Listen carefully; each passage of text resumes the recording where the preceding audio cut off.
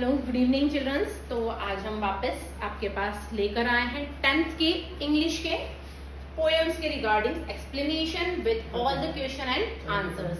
जैसे आप लोगों ने सभी ने देखा है कि एज एन इंग्लिश टीचर मैं आप लोगों के साथ पहले ही मेरा एक्सपीरियंस जो एग्जाम पेपर से रिलेटेड था वो क्लियर कर चुकी हूँ। आपके डाउट्स जो आपने सेकंड अटेम्प्ट के लिए करे थे वो भी क्लियर कर चुकी हूँ। अब हम बुक के अकॉर्डिंग समझेंगे। अगर आपको इसके रिगार्डिंग कोई भी डाउट या इश्यूज होता है तो सागर क्लासेस का यूट्यूब पे चैनल है हमारा, आप उसे सब्सक्राइब करेंगे।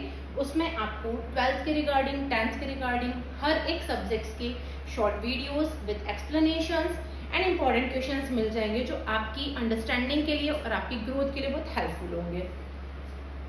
आज हम स्टार्टिंग करते हैं हमारे 10th क्लास की फर्स्ट बुक से। ऑब्वियस हमारे पास दो बुक है, एक बुक है आपकी फर्स्ट फ्लाइट और जो आपकी सेकंड बुक है। सेकंड बुक जो है आपकी, उस बुक का नाम है आपके फुटप्रिंट्स। आज हम पढ़ेंगे फर्स्ट फ्लाइट की first poem, dust of snow. Dust of snow is a poem written by the Robert Frost. Robert Frost is a poet, बहुत ही पुराने और फेमस पोएट है जो आपको हमेशा नेचर से कनेक्ट करके अकॉर्डिंग टू नेचर आपको एक्सप्लेनेशंस देते हैं कि किस तरीके से वो आपको नेचर के थ्रू कनेक्ट करते हैं, क्या क्या चीज़ें आपको उसके थ्रू देखने को मिलती हैं। उनका जो वे ऑफ थिंकिंग है नेचर को लेकर वो उसमें बताते हैं।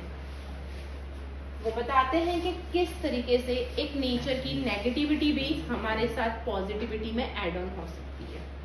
सो first of all students, again welcome to each and every student over here.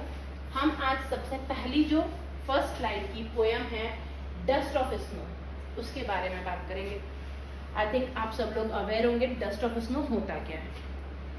Basically foreign countries में आप हमेशा देखते हैं स्नोफॉल होता है, हमारे यहाँ बारिश होती है, वहाँ पे स्नो गिरती है।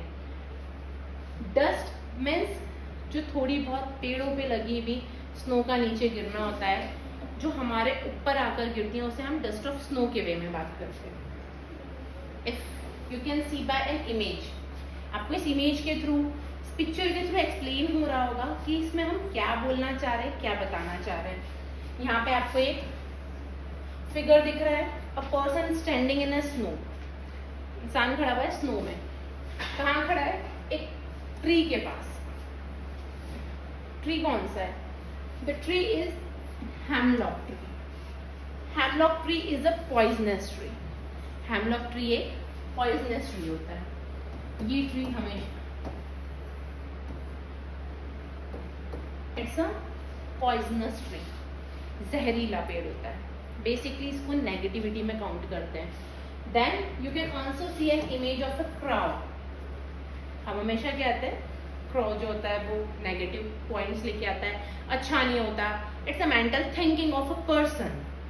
हर एक इंसान की एक मेंटल स्टेट होती है, यार ये जहरीला पेड़ है, इसके पास नहीं रहना, हमारे लिए नुकसानदायक है। फॉर ए क्राउ, यार वो दिख गया, अच्छा नहीं होता। सबकी अलग अलग लॉजिक के अकॉर्डिंग होता है। बट राइट नाउ यहाँ पे क्या हो रहा है, एक पर्सन है, फिगर है जो खड़ा हुआ है, ये पर्सन है हमारे पोएट मिस्टर रॉबर्ट फ्रॉस्ट। ये खड़े हुए एक हेमलॉक ट्री के नीचे और वहां पर है क्रो उसके ऊपर बैठा हुआ, और क्या गिर रहा है? Dust of snow. जो ओस है, या जो आप कह सकते हैं कि जो आपके छोटे छोटे से स्नोफॉल्स हैं, फ्लैक्स है स्नो के, वो उसके ऊपर गिर रहे हैं। उसके अकॉर्डिंगली ये पूरी स्टोरी है। ये जो स्टोरी पूरी राउंड ऑफ होती है वो इस हेमलॉक ट्री और इस क्राउड के ऊपर डिपेंड है कि कैसे ये जो दो नेगेटिव क्रिएचर्स है, ये दो नेगेटिव क्रिएचर्स मिलके जो हमारा पोएट है उसके लिए पॉजिटिविटी लेकर आता है। Got it? So the first of all we will start reading the first para of the poem. The way a crowd shook down on me the dust of snow from a hemlock tree। यहाँ पे बता रहे poet जो है हमारा, वो road में travel कर रहा था और जब वो एक ट्री के पास जाता है, ट्री है हेमलॉक ट्री जो मैं आपको बताया पॉइजनस ट्री है, उसके पास से जब गुजरता है तो एक क्रो जो उसके ऊपर बैठा हुआ रहता है, वो क्या करता है, उस पोएट के ऊपर, हमारे जो रॉबर्ट फ्रॉस्ट है उनके ऊपर क्या करता है, डस्ट ऑफ स्नो शुक कर देता है। शुक मतलब गिरा देना। ऑब्वियस है, कोई सा भी पक्षी आकर बैठेगा या वो थोड़ा बहुत भी हिलेगा और किसी पेड़ पे बर्फ जमी हुई तो वो नीचे खड़े हुए इंसान के ऊपर गिरेगी। तो यहाँ पे जो पोएट है वो बहुत ज्यादा ऑलरेडी डिप्रेस्ड है, टेंशन है पर्सनल कुछ चीजों को लेके। अब जो वो वहां से निकल रहा है तो he was thinking something good will happen, पर क्या हुआ, जैसे वो पेड़ के नीचे आया उसके ऊपर एक क्रॉ ने क्या करा, जस्ट डस्ट ऑफ स्नो गिरा दी। He has given my heart, उसको उस डस्ट ऑफ स्नो से पॉजिटिवनेस है। अ चेंज ऑफ मूड, उसका मूड चेंज हो गया।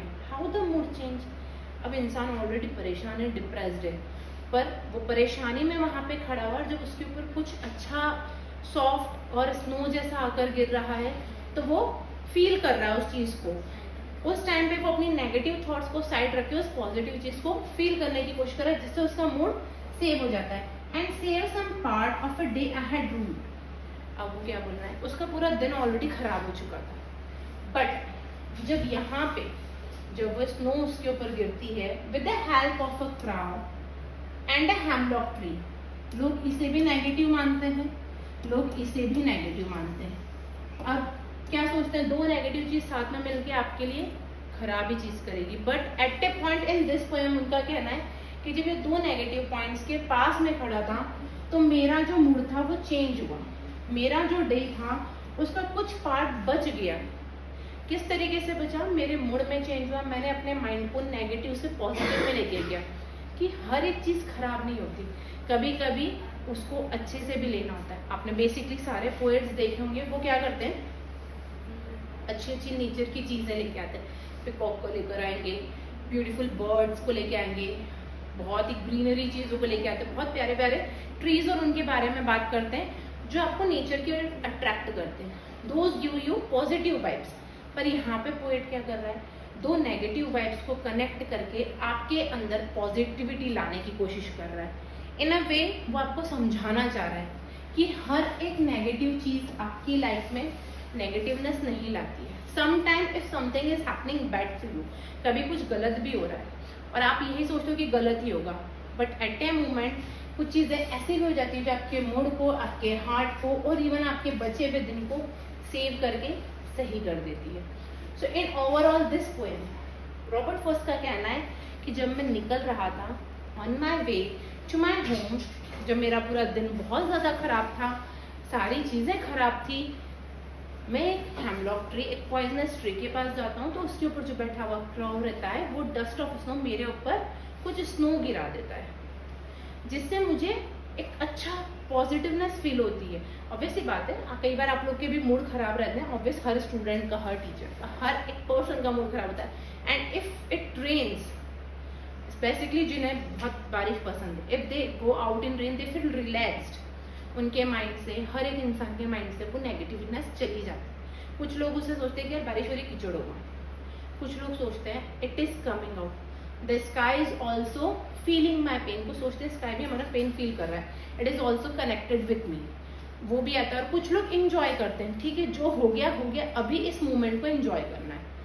हर एक इंसान की मेंटल स्टेट अलग होती है, हर एक इंसान हर एक चीज को अलग कनेक्ट करता है।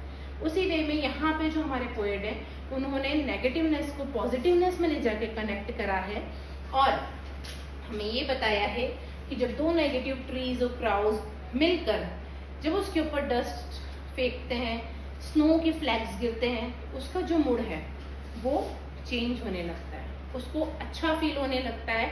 उसके ऊपर जब वो डस्ट आके गिरती है, फ्लो होती है, उसके माइंड में पीस आने लगता है, उसको लगता है कि अच्छा लग रहा है, he was feeling happy at that moment। और उसका वो बोलता है कि some part, उसके दिन का कुछ पार्ट अच्छा बीतेगा। अब जो उसने खराब सोच के पूरा दिन खराब करा था, अब उसका वो दिन क्या होगा, अच्छा बीतेगा, अब उसे वो चीज अच्छी लगेगी। ऑब्वियसली आधा दिन खराब रहता है, पर हम उन इंसान से मिल जाते हैं या उन लोगों से मिल जाते हैं, हमारे साथ कुछ कोई सी थोड़ी सी भी चीज अच्छी हो जाती है, तो हम वो खराब पार्ट को साइड रख के अच्छे वाले पार्ट को एंजॉय करते हैं कि यार नहीं छोड़ो, जो हो गया सो गया, अभी तो चीज अच्छी हो रही है।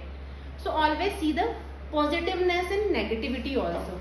बहुत सारे लोग हैं, माइट है बुरा हो रहा है तो अच्छा भी होगा, ऑब्वियस होता भी है, तो यहाँ पे उस चीज को इन्होंने क्या करा है, फॉलो करा है। आई थिंक आप लोगों को कोई डाउट ना हो, if you having any doubt you can put in a question, I will answer it.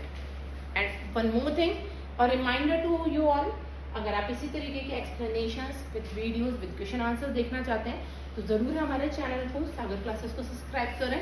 उसमें आपको सारे सब्जेक्ट से रिलेटेड डिटेल्स मिलेंगी। हिंदी मीडियम के भी चैनल्स हैं, PCM PCB के 10th 12th 11th 12th के स्टूडेंट्स के लिए भी चैनल्स हैं। आप हर चैनल पे जाके अपने सब्जेक्ट के अकॉर्डिंगली अपने एक्सप्लेनेशंस और वीडियोस देख सकते हैं। That will be helpful for you. So I think the pome part is completely explained to you with all the doubts and all the clearance. Still, if you are having any doubt in question, you can ask me. So today I am going to show you some 1 or 2 important questions. Basically there are 5 to 6, but today we will explain only 1 or 2. Now, what is dust of snow? सबसे पहला question, dust of snow क्या है? What does the poet say has changes his mood? Poet का mood कैसे change हुआ? How has the poet mood change? किस तरीके से चेंज हुआ? अब एक ही क्वेश्चन के अंदर हमने 3 क्वेश्चन दे दिए। हो सकता है आपको एक क्वेश्चन भी आए कि what is dust of snow. तो dust of snow are fine particles of snow. एक क्वेश्चन हो गया कि जो फाइन बारीक बारीक से पार्टिकल्स होते हैं, क्लियर्स होते हैं स्नो के, वो कहलाते हैं डस्ट ऑफ स्नो। पहला question. Second, what is the poet से हैज चेंज हिज मूड? क्या हो गया था? A small incident, एक छोटी सी घटना हुई थी of the crowd। किसकी? crowd sitting on the tree, एक ट्री पर बैठा, causes the dust of snow, जिसकी वजह से क्या होता, जो फाइन पार्टिकल्स स्नो के थे वो गिरने लगे थे, जो fall on the poet, किसके ऊपर? पोएट के ऊपर। ये एक इंसिडेंट हुआ था जो हमने स्टार्टिंग में पोएम के एक्सप्लेनेशन में क्लियर समझा है। अगर आपको पोएम समझ में आई होगी तो ये आंसर आप आपकी ऑन वर्ड्स में भी लिख सकते हैं। Still I am giving you very easy language, बहुत ही इजी, ताकि आपको समझ में आए। यहाँ पे वो बोल रहा है एक स्मॉल इंसिडेंट था कि क्रो जो है वो बैठा हुआ था एक पेड़ के ऊपर, जिसकी वजह से डस्ट ऑफ स्नो कहाँ आया था? पोएट के ऊपर गिर गया था। Now how has the poet mood change? Poet का मूड कैसा चेंज हुआ? This changes his mood. ये जो कंटेंट था इसने क्या करता, उसका मूड को पूरा चेंज कर दिया था। ही forgot his sorrow and become happy. वो अपने दुख को भूलकर खुश हो गया था। ये पूरी स्टोरी है, आपके पोएम की पूरी स्टोरी इस क्वेश्चन में आ चुकी है। 3 क्वेश्चन, तीनों क्वेश्चन ही आपकी पोएम का पूरा सार है। Dust of snow, fine particles होते हैं स्नो के।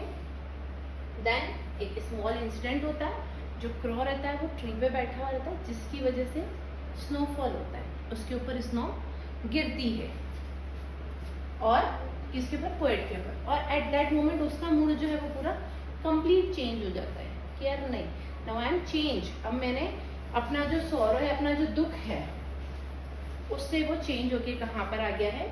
ही बिकेम हैप्पी ओवर देयर, कि नहीं यार मैं अपने दुख को साइड रख के खुश रह सकता हूँ। क्लियर है? I thought this will be the explanation of your answer number first and it will be clear to you. Basically इनके एक्सट्रैक्ट भी आते हैं आप लोगों को, पोएम की 4 लाइन भी आ सकती है। I will again go to the poem.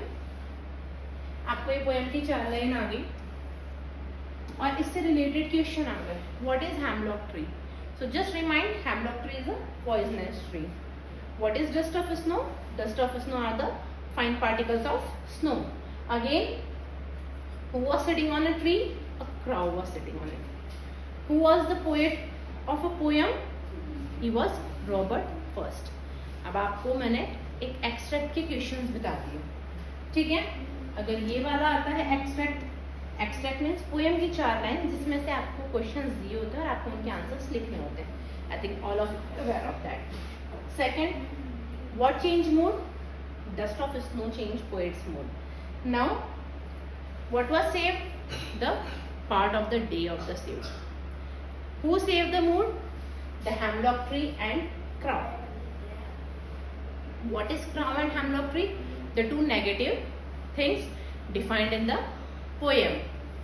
Clear? He has given my heart. What is the meaning of the line?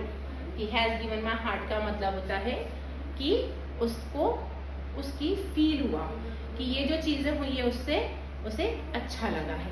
Clear है? तो ये जो एक्सट्रैक्ट इस पोएम के अकॉर्डिंग आ सकते हैं। You must remember the name of the poet. Extract में poem के अक्सर हमेशा आते हैं कि हु इज द पोएट या what is the name of the poem. अब आपको मैंने डायरेक्ट ये 4 लाइन दे दी और कहा हु इज द पोएट और what is the name of the poem. So you must remind that कि पोएम का नाम क्या था। तो आज के एक्सप्लेनेशन में मैं आपको पोएम के बारे में बता चुकी हूँ, पोएम से जुड़े हुए एक्सट्रैक्ट के बारे में बता चुकी हूँ कि क्या क्या एक्सट्रैक्ट उससे जुड़ सकते हैं, और एक क्वेश्चन का मैंने आपको एक्सप्लेनेशन बताया है जो एक वे में it is an important question जो बेसिकली एग्जाम्स में पूछा जाता है। For board exams also it is very important, ये आता है if you are just explaining a one question over there. I thought that much is clear to each and every one of you, किसी को कोई भी doubt नहीं होगा। Clear?